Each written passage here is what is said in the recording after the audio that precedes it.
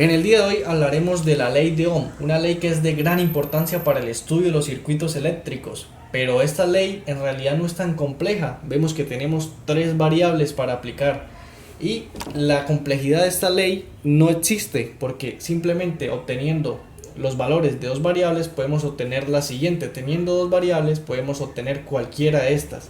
Pero ¿cuál es la importancia y por qué esta ley es tan importante? Porque debemos comprender el concepto, cuándo utilizarla, cuándo no y por qué se utiliza. Para esto traigo consigo una analogía.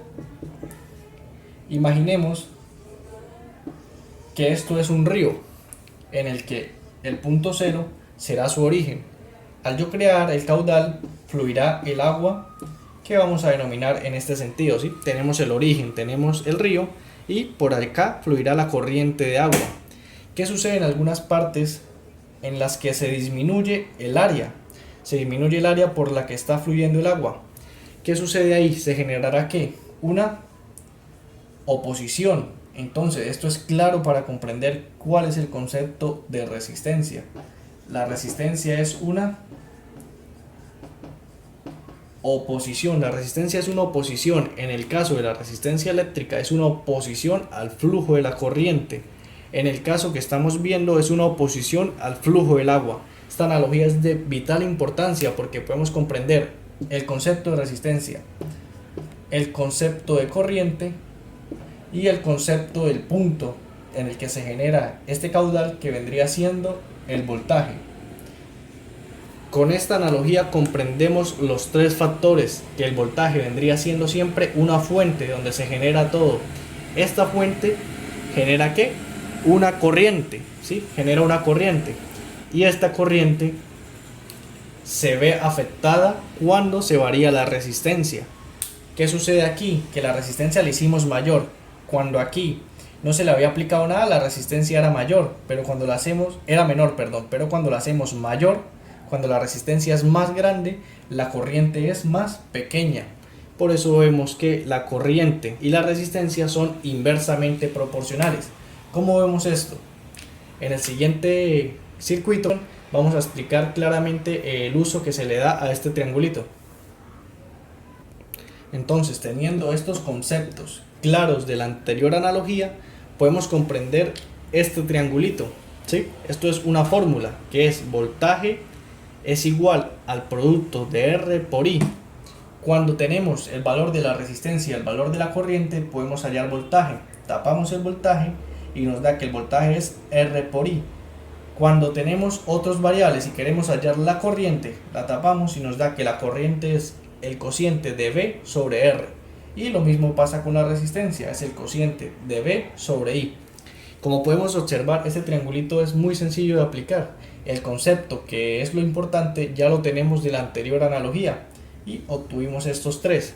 Entonces, ¿qué sucede si tenemos un circuito básico? Un circuito muy básico en el que tenemos una fuente, una resistencia y un conductor, ¿sí? ¿Qué sucede? Que aquí hay un voltaje y aquí hay una resistencia. Esta resistencia también tiene voltaje. Cada elemento de un circuito eléctrico posee voltaje, corriente y bueno, con esto se puede hacer cualquier cosa. O sea, ¿qué sucede si nos dan que tenemos una corriente? Que desde luego cuando tenemos el voltaje, como lo dije anteriormente, se genera una corriente. Al tener un voltaje se genera una corriente que va en este sentido. ¿Por qué? Porque tenemos las polaridades aquí y sabemos que el símbolo más ancho es el positivo y el más pequeño es el negativo,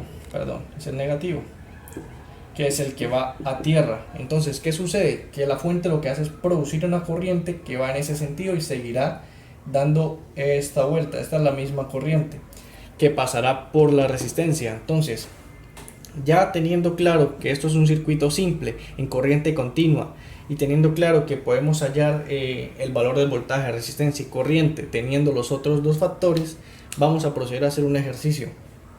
Observemos el siguiente ejemplo en el que nos dice que un circuito, ¿sí?, se alimenta por una fuente de 20 voltios y tiene una carga. ¿Qué es una carga? Entonces sabemos que tenemos una fuente que nos dice que se alimenta por una fuente de 20 voltios tenemos el alambre conductor y tenemos la resistencia, ¿sí? ¿A qué se refiere con carga? Una carga es la capacidad que tiene un elemento que se le conecte a esta fuente de absorber lo que me produce esta fuente. Entonces, cuando nos digan carga, podemos asemejarla como resistencia. Entonces, nos dice que tiene una carga y no nos dan un valor, ¿sí?